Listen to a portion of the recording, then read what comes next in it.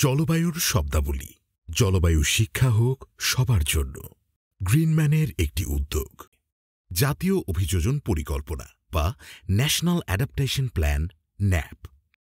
জাতীয় অভিযোজন পরিকল্পনা বা ন্যাশনাল অ্যাডাপ্টেশন প্ল্যান ন্যাপ হল জাতিসংঘের জলবায়ু সংক্রান্ত ফ্রেমওয়ার্ক কনভেনশন UNFCCC এর অধীনে তৈরি একটি কৌশলগত কাঠামো, যা বিভিন্ন দেশকে মধ্যম ও দীর্ঘমেয়াদী জলবায়ু অভিযোজন ব্যবস্থা শনাক্তকরণ, মূল্যায়ন ও বাস্তবায়নে সহায়তা করে।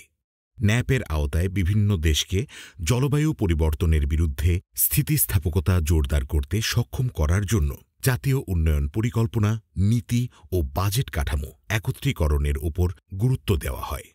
2010 সালে ক্যানকুন অভিযোজন কাঠামো বা ক্যানকুন অ্যাডাপ্টেশন ফ্রেমওয়ার্কের অধীনে জাতিসংঘের জলবায়ু পরিবর্তন সম্মেলনের 16তম অধিবেশন COP16-এ ন্যাপ শব্দটি চালু হয়। এর আগে দেশগুলো 2001 সালে প্রবর্তিত জাতীয় অভিযোজন কর্মসূচি নাপা এর অধীনে স্বল্পমেয়াদী অভিযোজন কর্মসূচি বাস্তবায়ন করত।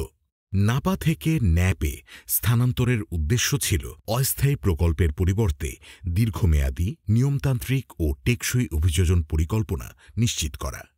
বাংলাদেশের ন্যাপ 2023 থেকে 2050-এর মূল লক্ষ্য হল জলবায়ু সহনশীল জাতি গঠন করা, যা টেকসই উন্নয়ন লক্ষ্যমাত্রা SDGs, ডেল্টা পরিকল্পনা 2100 এবং জাতীয় নীতিমালার সাথে সামঞ্জস্যপূর্ণ।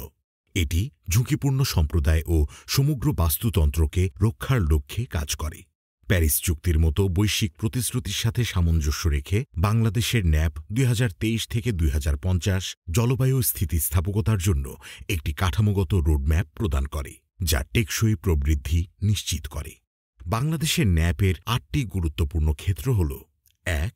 জল সম্পদ ব্যবস্থাপনা, 2. দুর্যোগ ঝুঁকি হ্রাস ও সামাজিক নিরাপত্তা, 3. কৃষি, মৎস্য ও পশুপালন, 4.